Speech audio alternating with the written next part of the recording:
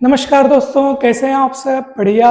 दोस्तों, आज मैं आप लोगों को एक ऐसी कहानी सुनाना चाहता हूँ जिसको सुनने के बाद आपको ये समझ में आ जाएगा कि वास्तव में हमारी असली दौलत क्या है। जैसे मान लीजिए किसी व्यक्ति की कोई एकदम कीमती चीज़ खो जाती है तो वो दुखी होने लगता है, शोक व्यक्त करता है कि मेरी इतनी कीमती चीज़ खो गई।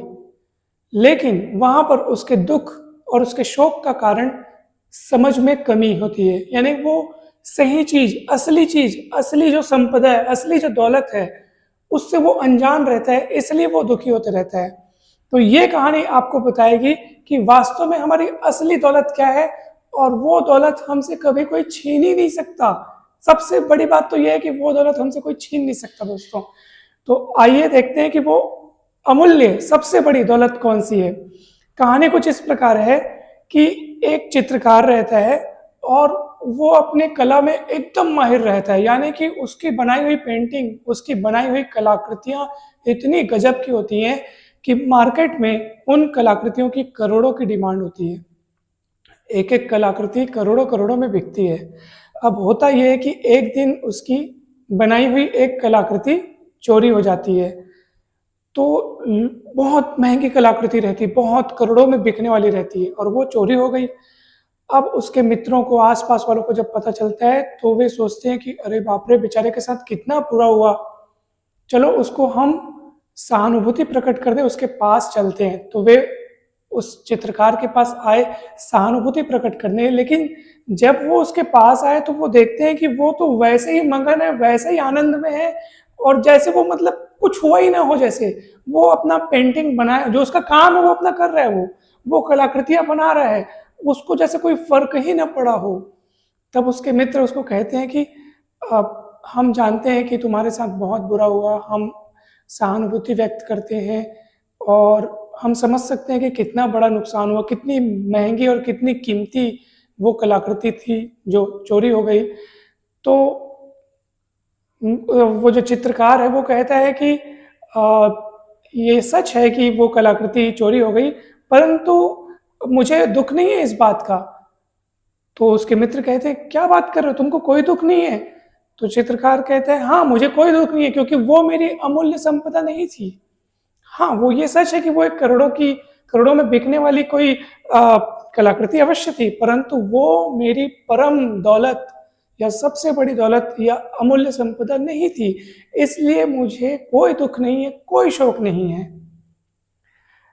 तब ये बात सुनकर के उसके मित्र एकदम आश्चर्यचकित हो जाते हैं कि अच्छा, ऐसा कौन सा रहस्य है, ऐसी कौन सी दौलत है जो तुमको बिल्कुल भी दुखी नहीं कर पा रही है, तुम एकदम खुश हो, हमें भी बताओ भाई उस दौलत के बारे में।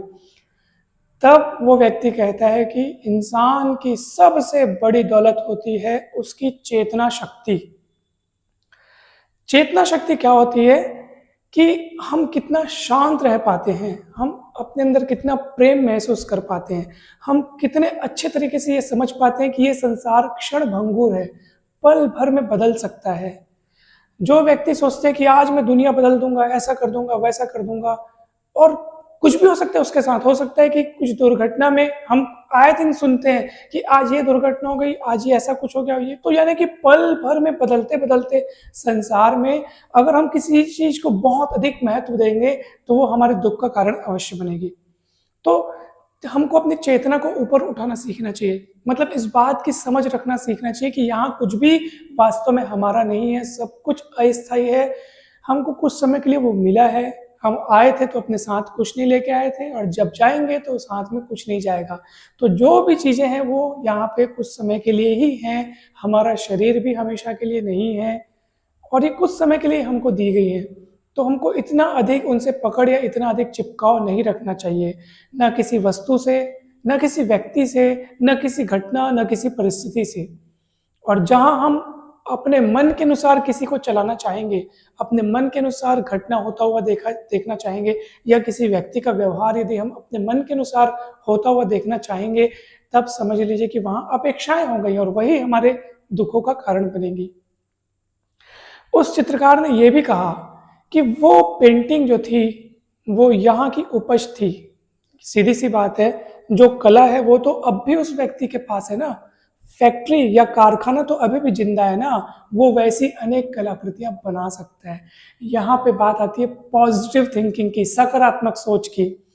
और वो सत्य ही कह रहा था कि भाई वो कलाकृति गई है, कलाकृति बनाने वाला तो नहीं गया है, वो कला तो अभी भी है ना, वैसी कलाकृतियां बन जाएंगी। तो कितना सकारात्मक है वो चित्रकार, उसके चेहरे पर वैसा ही आनंद बना हुआ है।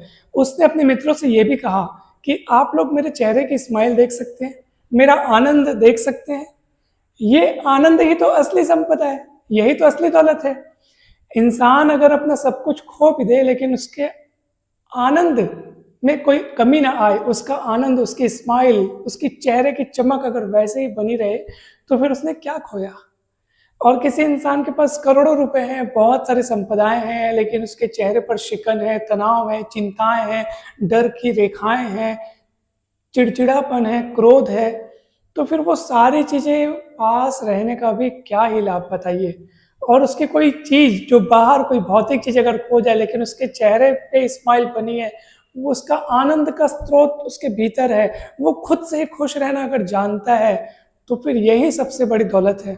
अगर किसी इंसान के पास प्रेम का भंडार है, अगर वो हर एक व्यक्ति के अंदर उसी परम चेतना को देख पाता है, उसी परम चेतना के प्रेम को अनुभव कर पाता है, अगर वो सबको प्यार बांटना जानता है, सबको क्षमा करना जानता है, अगर उसके पास क्रोध का नामो निशान नहीं है, अगर उसके हृदय में सबके लिए क्षमा है, यही सबसे बड़ी दौलत है दोस्तों।